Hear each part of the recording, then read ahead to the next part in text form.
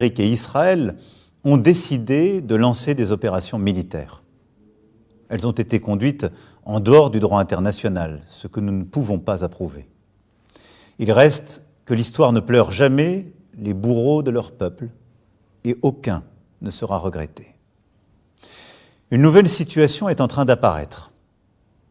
Les frappes devraient continuer dans les prochains jours pour affaiblir l'Iran et détruire ses capacités de riposte. Et en représailles, les frappes de l'Iran dans toute la région devraient alors se poursuivre. Dans ce contexte, avec l'Allemagne et le Royaume-Uni, nous avons clairement dit qu'un arrêt au plus vite des frappes est souhaitable et qu'une paix durable dans la région ne se fera que par la reprise de négociations diplomatiques. Et je veux ici aussi former le vœu pour le peuple iranien qu'il puisse lui-même librement décider de son destin. Face à cette guerre en train de s'étendre et dont nul ne sait dire aujourd'hui le terme, ma responsabilité est d'agir pour protéger notre pays, garantir la sécurité de nos compatriotes et défendre l'intérêt national. Nous avons renforcé la sécurité de nos bases militaires dans la région.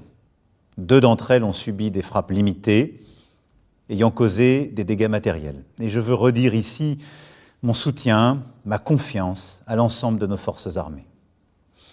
Nous avons aussi renforcé la sécurité de nos ambassades et de nos intérêts présents dans ces pays.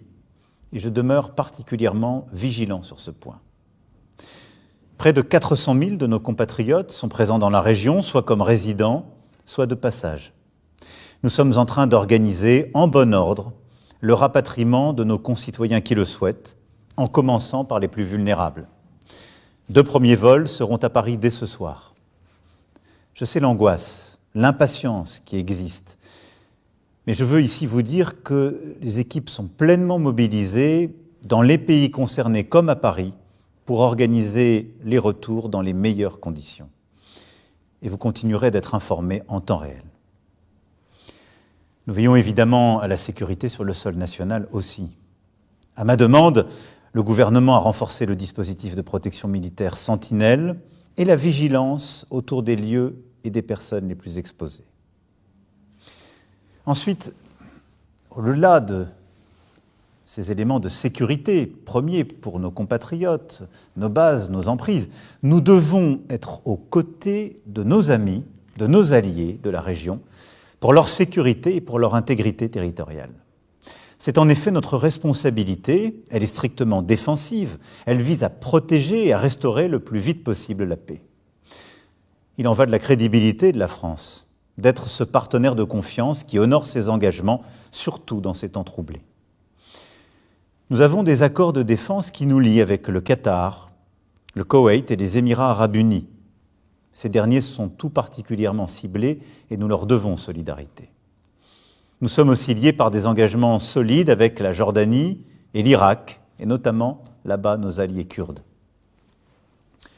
Nous avons réagi immédiatement et avons abattu en légitime défense des drones dès les premières heures du conflit pour défendre l'espace aérien de nos alliés qui savent pouvoir compter sur nous. En plus des moyens déjà présents, des Rafales, des systèmes de défense antiaérienne et de radars aéroportés ont été déployés ces dernières heures. Et nous continuerons autant que de besoin cet effort. Chypre, membre de l'Union européenne, pays avec lequel nous venons de signer un partenariat stratégique, a été frappé également ces derniers jours. Ceci requiert notre soutien. C'est pourquoi j'ai décidé l'envoi, là aussi, de moyens de défense antiaérienne supplémentaires et d'une frégate française, le Languedoc, qui arrivera au large de Chypre dès ce soir. Nous assurons par ailleurs une coordination étroite avec nos alliés, nos partenaires européens, en premier lieu nos amis grecs, afin que cet effort en Méditerranée orientale soit consolidé par les nations volontaires. Depuis ces dernières heures, la guerre s'étend au Liban, à partir duquel le Hezbollah a commis la faute majeure de frapper Israël et de mettre les Libanais en danger. Israël serait en train de décider une opération terrestre, ce serait là aussi une escalade dangereuse et une erreur stratégique. Le Hezbollah doit impérativement cesser toute frappe et j'appelle Israël à respecter le territoire libanais et son intégrité. Enfin, nous avons des intérêts économiques à préserver car les prix du pétrole, les prix du gaz, la situation du commerce international sont profondément perturbés par cette guerre. Aujourd'hui, le détroit d'Ormuz est de fait fermé. Et c'est par ce détroit que transitent environ 20% du pétrole et du gaz naturel liquéfié dans le monde. Le canal de Suez, la mer Rouge sont aussi sous tension et menacés.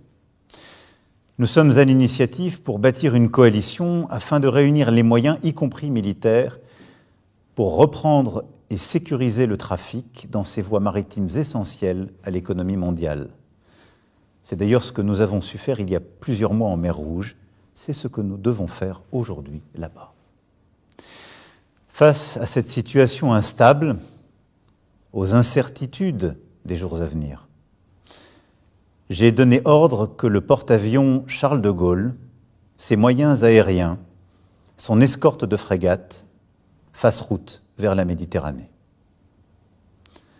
Mes chers compatriotes, je voulais ce soir vous rendre compte de la situation et de nos actions. Beaucoup de choses sont encore instables, mais la France demeure une puissance qui protège les siens, une puissance attachée à la paix, fiable, prévisible et déterminée. Vive la République, vive la France.